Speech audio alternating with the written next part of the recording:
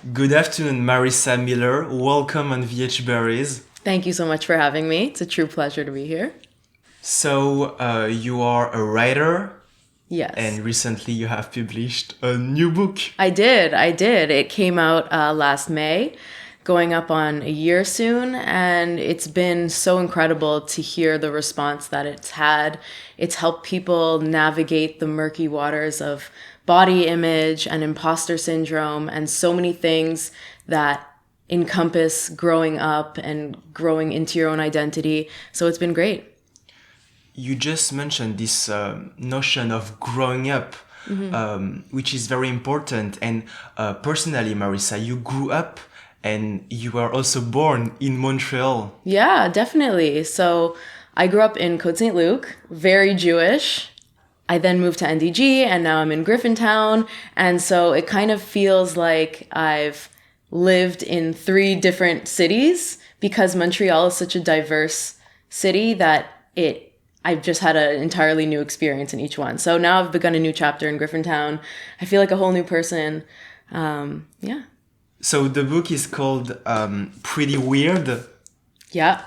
You just mentioned it. It covers the imposter syndrome and other very important subjects that you're tackling over 13 chapters. Yeah. Yeah, so I would say that each chapter, or rather standalone essay, sort of tackles a new facet about growing up and accepting yourself. But the overarching theme is imposter syndrome. And what imposter syndrome is this idea that you're unable to internalize your success, you're unable to take credit for it.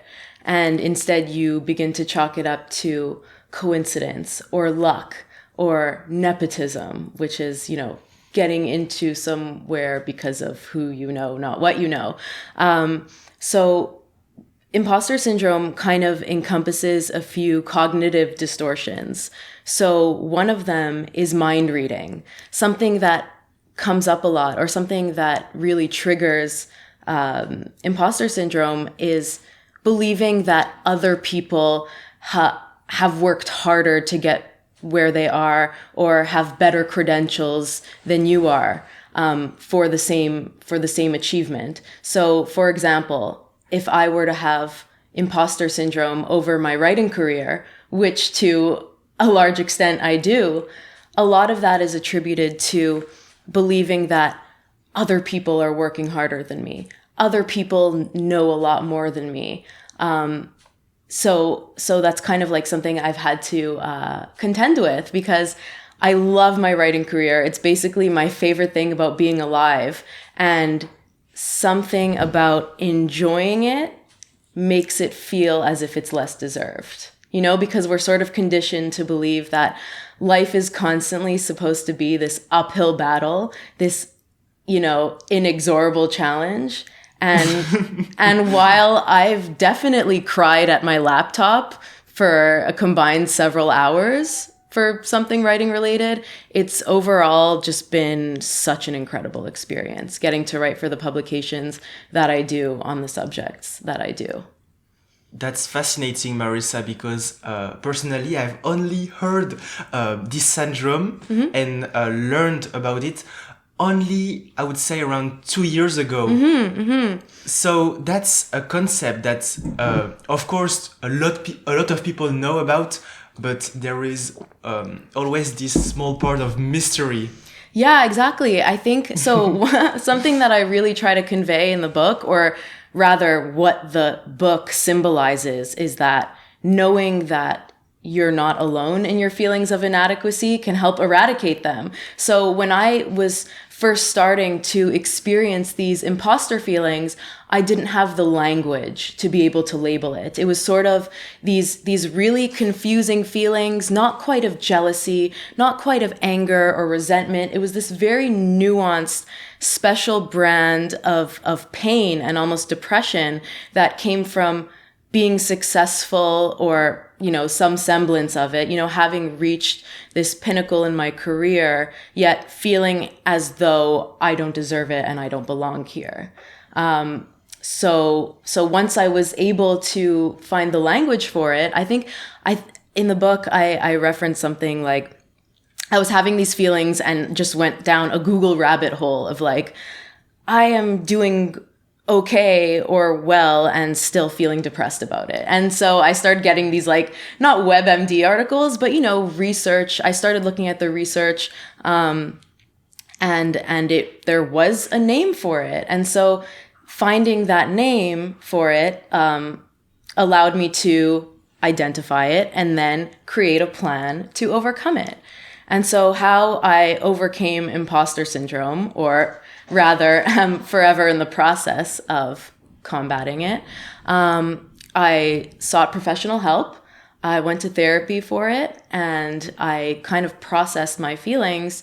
And something that I learned about myself, or something rather that rings true for a lot of people who suffer from imposter syndrome, is that they've been conditioned to believe that they won't amount to very much given, who they are or the type of community they're from, or, as a woman, there's only so much that a woman can achieve in the workplace, so to speak. So to go into this career, I really had low expectations for myself. If you were to have asked me, when I was, 15 years old and starting to think critically about whether I wanted to become a journalist, I would have thought, you know what? It's my dream. It's my absolute dream to write for my local paper, the Montreal Gazette. And for a long time, that was my dream. And it came true. I was a freelancer for the Montreal Gazette. They do incredible work, and they continue to do incredible work. And I kind of set my sights there, and that was it. It was only when I even tried, just, a shot in the dark, when I tried to write for American publications and it happened, that I realized, wait, maybe I am destined for a career that is just beyond this town that I've lived in basically my whole life. So that's where this imposter syndrome comes from kind of being in shock and in awe of the circumstances in which I am currently thrust. It's an interesting word to end on. And to convey this imposter syndrome in a movie, we can say that at the beginning of a movie, it could be the bad guy hiding behind every character. Okay. We cannot pick him. That's the idea that you're translating, that at the beginning, this is imposter syndrome is hiding behind fears and other type of emotion. Yeah, I guess you could say, well, that's the thing. I don't think having imposter syndrome is a virtue and that it makes you a bad person or a good person. I think it sort of operates as this black cloud, similar to the way depression works. It's this lingering, nagging feeling sort of at the back of your mind. So yeah, I guess there is a quote unquote bad guy in everyone that's masquerading as imposter syndrome. And it's basically, at least my goal, to quiet that voice. And instead, because imposter syndrome, I like to think of it as a separate entity from me. That way, when I kind of disassociate from it, I can place it to the side and create a tunnel vision that prevents me from allowing it to take over my consciousness. This is another Marissa that we need to mute. Yeah, exactly. Mute on Twitter. When you mute certain words like NFT or whatever, Paris Hilton, things that you don't care about. And Marissa, you just mentioned the name of a very well-known newspaper called Montreal Gazette, in which you are a freelance writer. Can you tell us about your experiences? Because you worked alongside a lot of newspaper, both in Canada and in the United States. Yeah, correct. So I was a freelancer for the Gazette, for their magazine called Urban Expressions, several years ago. And I covered food and culture and fashion and beauty. I was their social media manager for a hot minute. And I reported on things that really drove me to want to create that content on an even wider scale. So it was a lot of service journalism on how to just feel better generally. So I did that for a while, and then I was also freelancing for the Gazette newspaper itself, where I think I got to write some of the best pieces of my career. So I'm forever grateful for that experience. One piece that I got to write was about Orthodox Jews leaving the fold in Montreal in search of a more fulfilling secular life. That was really rewarding to write. I also talked about the way children with autism are finding relief from dolphin therapy. So there was a lot of things that I got to write there that were very challenging and that required a lot of sensitivity on my part, but that I feel really allowed me to grow as a writer. Specifically, the person who gave me my start was Bassem Bashra. He's now, I believe, the deputy editor or editor-in-chief of the Montreal Gazette. And I had pitched a story on women in comedy. I've always loved comedy. My friends seem to think I'm funny. It's something that has always been a part of me. And so I pitched it to him. I delivered the worst piece of garbage I possibly could have mustered, just because I was still in journalism school and I hadn't even gotten to the part yet in the curriculum where we learn how to structure a feature properly. So he took the time to bring me into the office and walk me through the story line by line on how it could be better and read less like a very, like a broadcast. So that I'm really grateful. And recently, Bassem was kind enough to assign a feature on my book to Caitlin Thomas, who's a good friend of mine and an incredible reporter. She, one of the ways we bonded is that a lot of my book, she can relate to a lot of it. That's part of the reason why I believe, or I think she mentioned that Bassem assigned it, because she also seems to struggle with imposter feelings. And it's just wonderful how these ideas that I'm sharing and these vulnerabilities that I'm exposing have allowed me to connect with people and become closer to them. Because by writing this book, I'm basically saying, look, I am raw skin. I'm literally exposing my whole skeleton and tendons here. You have nothing to be afraid of. I am broken. I am messy. I'm complicated. Here's my book. Maybe you can see yourself in it too. You are growing as a writer, and to make some connection, you said that you were reporting on a Jewish community. Mm-hmm. This is very close to you because you're also a part of this community. So reporting and making some articles and research on them is very easy, and you can create some links. Yeah, no, absolutely. It's so interesting that you say writing about Judaism is easy because I am Jewish. In fact, I care so deeply about my Jewish heritage and culture that it's harder because I want to do it justice.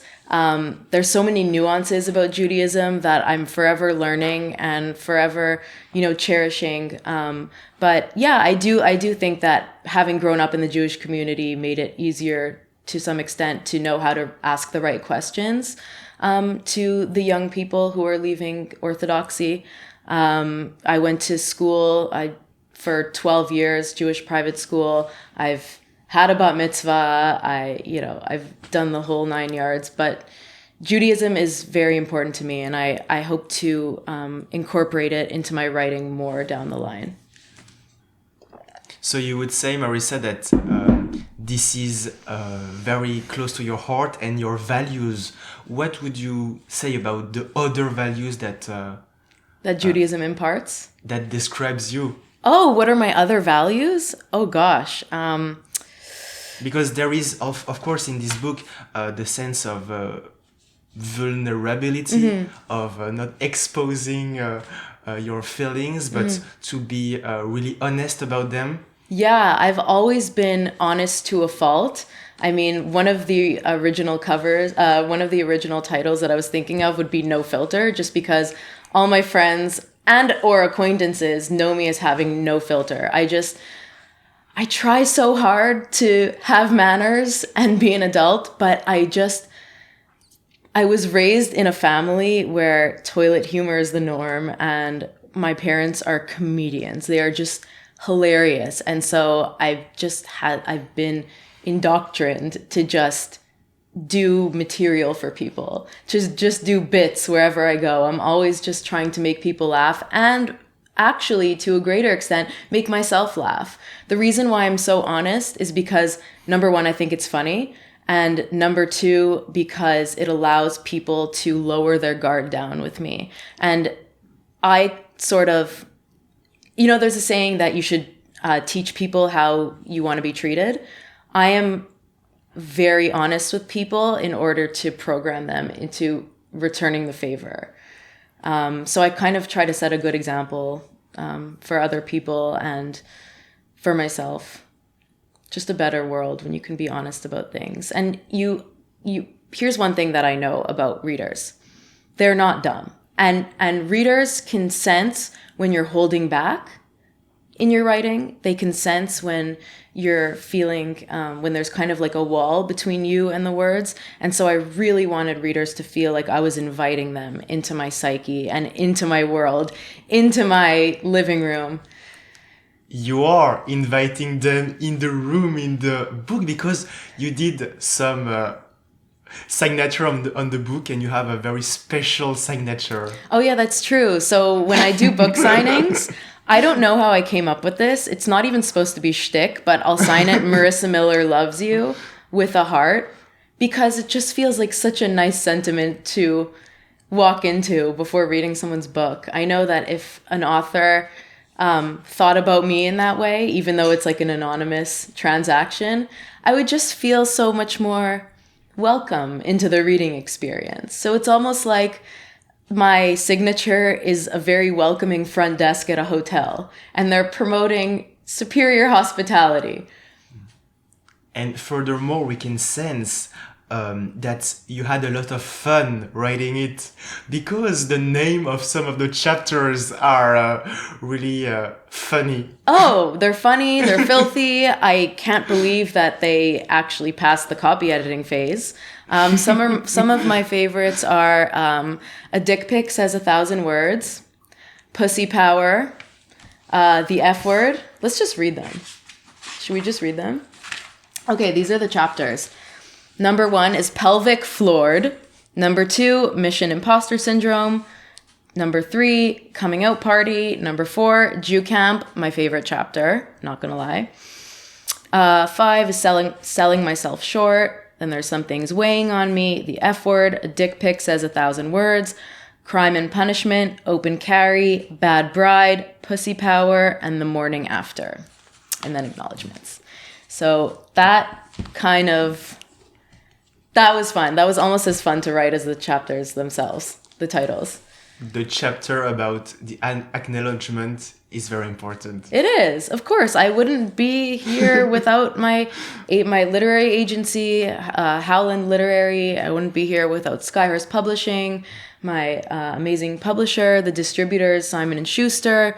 I wouldn't be here without my sister, Michelle, who, let me basically send her chapter by chapter. It's funny because she's an engineer and an interior designer, yet somehow has an incredible eye for editing. It's hilarious. So she was like a beta reader, which is kind of what we call our focus group. We can say that this is the copywriter of the copywriter. Yeah, exactly. It's like therapists need a therapist. Absolutely. Wow, imagine. And to come back to the two main words of the book, pretty weird, you are like explaining that this is okay to be weird. Yeah. And that it can be a quality. Yeah, absolutely. I mean, my whole life I've been called weird, and it was just a word that I'd come to accept, and it made me feel alienated to some degree. And then I thought, wait, can't I actually take this term and reinvent it and use it to empower myself and others? So, I'm pretty weird. I guess that's it. And as you can see, the Barbie font here, it's very emblematic of my childhood. I haven't noticed the Barbie font. Yeah, I'm actually very proud of the cover. Like, it's my favorite thing to look at. I'm thinking of getting it tattooed. That would be pretty weird. No, Barbies were instrumental to my development because there's a chapter in the book where me and my friend Jenna, I won't reveal her real name, take Barbies and start making them perform Kama Sutra positions together. Okay. And so it was just a way for me to explore my sexuality and like understand anatomy better and relationships. And of course, body image. Not only did I want to live the life of the Barbies that I, was controlling or playing with rather, but I also wanted to look like them. A huge element of the book is how I come to terms with having an eating disorder while not being skeletal. And a lot of these ideas I had about my body came from playing with Barbies. I assumed legs were supposed to be 8 feet long and rail thin. I thought waists were supposed to be as narrow as your wrist. I thought, fingers were supposed to be long and elegant and cheeks were supposed to be sunken in because those were the things that I was taught growing up. And so when I, later in life, when I started, or rather not later in life, pretty early on, I started to exhibit these behaviors around food and body image that were really problematic. And yet I dismissed them because I assumed that I couldn't possibly have an eating disorder being at, a normal body weight. And that's something that I want to convey in the book is that there's no such thing as not sick enough to deserve help. There's no perfect eating disorder. We're all worthy of help and we shouldn't be living this way. And I just really want people to understand that they are perfect in their imperfection, which is the most cliche, awful thing to say, but like me, they can embrace their weirdness, their flaws, and feel valued and empowered. Something really inspiring about your work is the diversity of subject and topic, because you can jump from those very tough subjects around mental health and self-image to, for example, the card of the restaurant, the menus that you mentioned. Oh gosh, like where I panic at what's on the menu? I actually don't know. Do you review the menu of the restaurants? Oh, no, it's my dream job to be a copy editor for restaurants because I love reading menus. I love knowing what I'm going to order. Even before I get to a restaurant, I need to study it. I need to go on their Instagram and see what the food looks like. I need to go on Yelp. I need to I need to actually be Sherlock Holmes because what you put in your body is a very intimate thing, and I both love food so much and am terrified of it. So I have this really weird relationship with restaurants where I'll review them, I'll write about them, I'll celebrate them, and then when it comes time to ordering, I'll panic, But I really love copy editing, and so to be able to copy edit a restaurant menu is my second dream job after being a reporter at the Montreal Gazette. So yeah, where were we? Oh, right. So how I jumped from seemingly tough topics to really who the heck does she think she is topics. That's kind of not an intentional strategy, but more so a representation of the ebb and flow of my life. I've had some really difficult times that required psychiatric evaluation. And I've also experienced what some might say to be elation. And so I wanted readers to understand, not from a manic perspective, of course. I'm not saying I alternate from, mania to depression very quickly and very intensely. That's not what I'm saying. I'm saying that there's this sort of a rhythm and an ebb and flow to a person's life where sometimes you need those lows to be able to appreciate the highs and also to help you grow, because I wouldn't have had the foresight. I wouldn't have had the material or foresight to write this book had I not experienced some horrific things. I think it's made me the person who I am, and so I would love for others who are going through similar challenges to know that they can then harness those challenges that they've been through and turn them into something magical to them or healing. I'm not into crystals. I know that sounded like weird hippy dippy crystal language. I'm not into crystals. Let's just get one thing out of the way. And Marissa, I truly believe that for all type of writers, whether it's fiction or more journalistic content, all the events that comes in your life are always nourishing all of your work. Yeah, anytime something traumatic or awful happens to me, I decide to repackage it or repurpose it into something meaningful, not just for myself, but for other people. So I often call the type of person I am, or the type of writer I am, I'm kind of a martyr in that I'll be happy to expose my deepest vulnerabilities if that meant making someone else feel less alone in their pain. I never had a problem of being honest and open to a fault. And so if this is something that I can use to dig someone out of their own depression or debilitating feelings of imposter syndrome, then I consider that a victory. This is a victory. Yeah, I hope so. Victory Hong. Victor. Yeah, I know. I just made a joke. And as an extension of this message and this decision to help others, there is another Marissa, which is the coach Marissa. Oh, yeah, coach. I guess so. I'm trying to make some links and translation. You're doing transition. amazing. You're doing amazing, sweetie.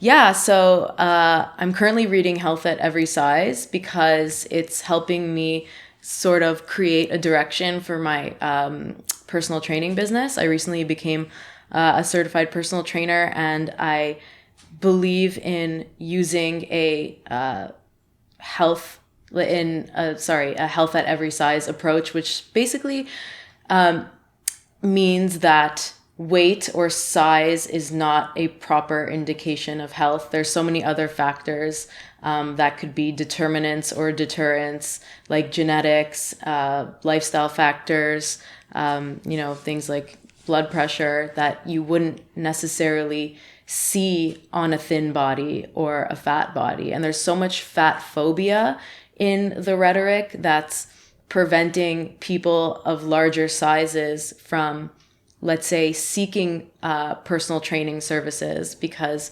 there's this sort of stigma and bias there. And so basically, I just want to create an environment where all of my clients feel empowered to move and work out, not necessarily to burn calories, not necessarily to look a certain way, but to feel a certain way. And so one of the things about having an eating disorder is that I am, or was rather, very numbers focused. I would sort of base my self-worth on how many reps I could do, how long I could run, how much I weighed. And so to be able to take the numbers away and move the focus towards how you feel can be very empowering for someone. But the main reason why I sought to get my personal training certification is because I write a lot about health and fitness and nutrition and movement in general and, the human body. And so I, number one, had this kind of deep background knowledge on how fitness worked. And I, case in point, wanted to be an expert for the articles that I was writing. It gives me a wider sort of knowledge base to pluck from. So it just gives me more to write about. And also right now I have this opportunity to, edit articles from the vantage point of a certified personal trainer. So I'm kind of marrying my journalism and personal training skills in one. And it feels like a door that I wish I had opened sooner. It feels incredible because I'm constantly on the phone and interviewing certified personal trainers who are all brilliant, don't get me wrong, but I often feel like this is something that I could have said because I have that knowledge already. So I just went ahead and got my certification so that I could sort of command a level of authority over the topic that I previously had not had. And here's how I want to create a link between personal training and imposter syndrome. When I first got the opportunity to start editing articles from the vantage point of a certified personal trainer, I thought, wait, this can't be possible. There are so many personal trainers who've had way more experience than I ever had. They've coached so many more clients than I had. Why do I deserve to do this? And then I realized, well, first of all, I identified the cognitive distortion, which was, a mix of all or nothing thinking, mind reading, minimization. I think that's one. And basically, I reminded myself, wait, I did this exam that proves that I have the baseline knowledge to perform the functions of a personal trainer safely, whether that means working with a client in the gym and spotting them during a bench press or disseminating information to the public. So right now, I've had a lot of fun writing articles as a personal trainer because I get to help people lead their lives in a very meaningful and tangible and an immediate way. So right now we're all locked up in our homes and some of us don't have access to a gym. One of my favorite things to talk about is how to get more movement in your life when you're at home. And it's interesting because one would think that someone in recovery for an eating disorder shouldn't pursue personal training because personal training might exacerbate those thoughts of feeling the need to be perfect and, body checking and body modifications and so on. But personal training has helped me see fitness not as something that you need to punish your body with, but something that you can use to celebrate your body with. There's nothing more rewarding than choosing a workout that you're just enjoying for the inherent fun of it, because you're more likely to adhere to something when you enjoy it. There's a higher sense of self-efficacy, the idea that you can achieve something if you're enjoying it, right? And so my goal is to take the idea out of fitness that it needs to be punishment, similar to the idea where I said, I don't believe I deserve a journalism career because it's too enjoyable. It's too much fun. Life, I say in the book, life doesn't have to be this painful uphill battle. Sometimes it can actually be a decent place to live. Life doesn't need to be this painful battle. And I think that one of the key to be in movement is to have a marathon machine and some cats. Oh yeah, for sure. They're my running buddies. No. So yeah, I have a little treadmill there, which I'm very excited about. I have a step machine. A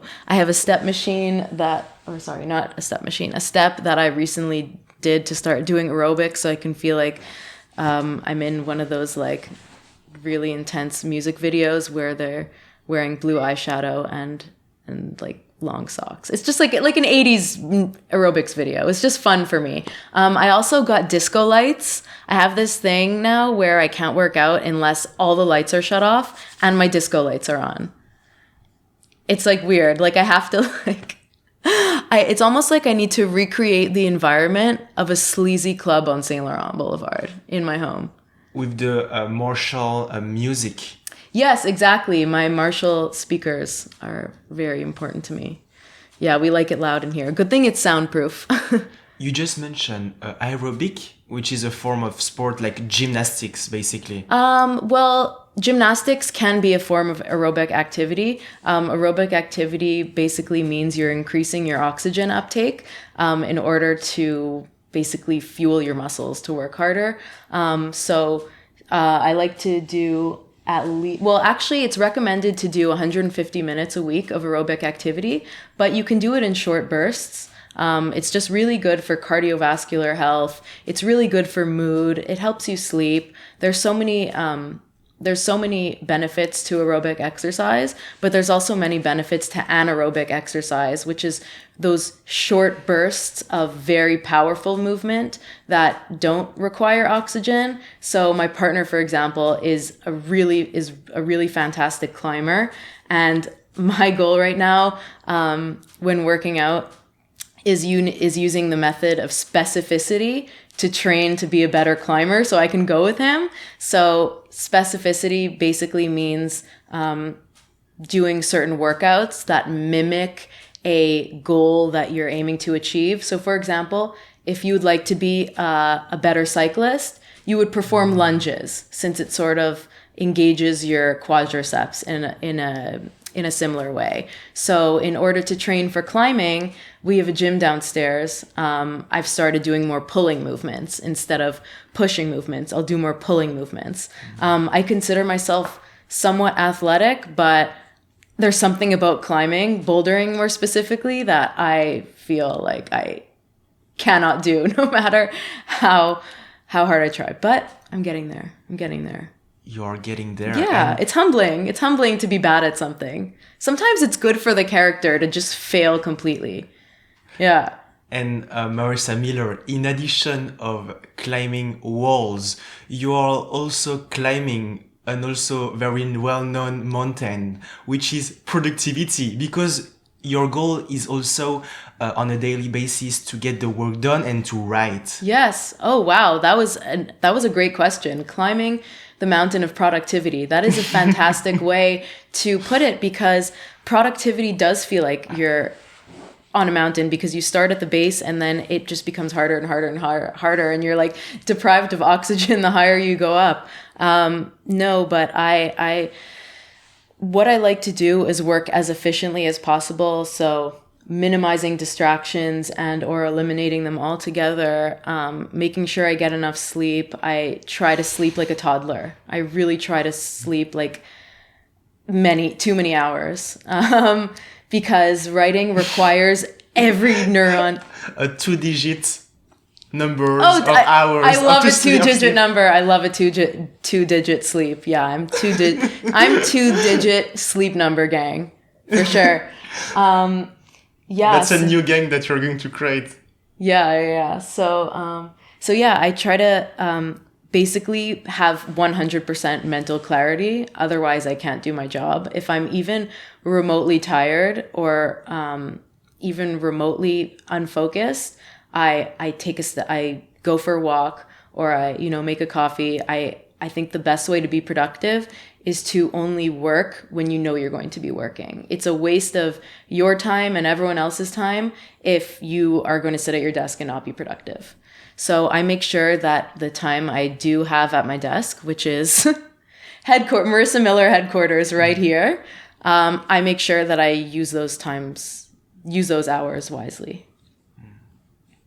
And it's hard when you're getting like 3,000 emails an hour.